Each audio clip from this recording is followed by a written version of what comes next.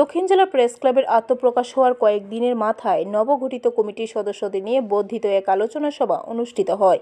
Belonia circuit হাউসে রবিবার দুপুরে এই সভা অনুষ্ঠিত হয়।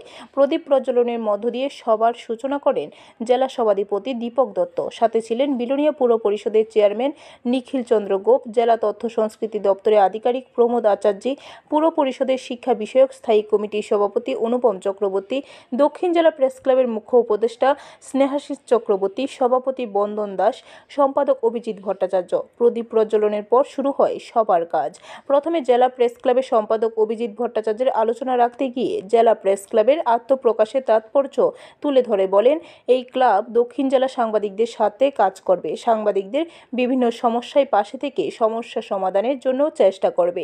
সম্পাদকের আলোচনা শেষে বিলোনিয়া, শান্তির বাজার ও সাবরুম থেকে আগত সাংবাদিকরা বিভিন্ন সমস্যার কথা তুলে ধরার পর যারা জেলা প্রেস ক্লাবের আওতায় আসেনি তাদেরকে এই প্রেস ক্লাবের আওতায় নিয়ে আসার জন্য কর্তৃপক্ষকে অবহিত করেন।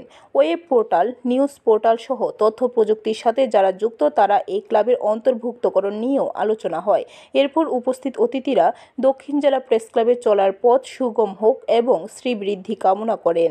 পাশাপাশি দক্ষিণ জেলার সব সাংবাদিকদের নিয়ে এই ক্লাব পথ চলা শুরু করবে কামনা করে সবাইকে জেলা প্রেস ক্লাবে অন্তর্ভুক্ত করার আবেদন জানান।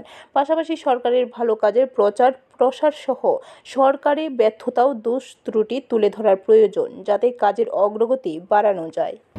প্রত্যেক মহকুমায় মহকুমা প্রেস ক্লাব কমিটি রয়েছে, কিন্তু তারপরেও আমাদের জেলার যে প্রেস ক্লাব সেটারও প্রয়োজনীয়তা রয়েছে।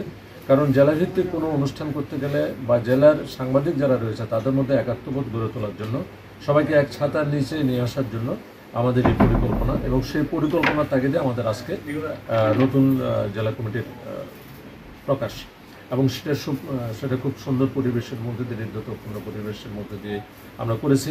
আমাদের মাঝে ছিলেন আমাদের জেলার তথ্য সংস্কৃতি দপ্তরের সভাধিকর্তা প্রমোদ আচার্য স্যারও ছিলেন। তো সবার সম্মিলিত বক্তব্যের মধ্যে দিয়ে এবং সুন্দর আগামীর একটা প্রস্তাবনা নিয়ে আমরা আমাদের অনুষ্ঠান। ব্যুরো রিপোর্ট, খবর ত্রিপুরা।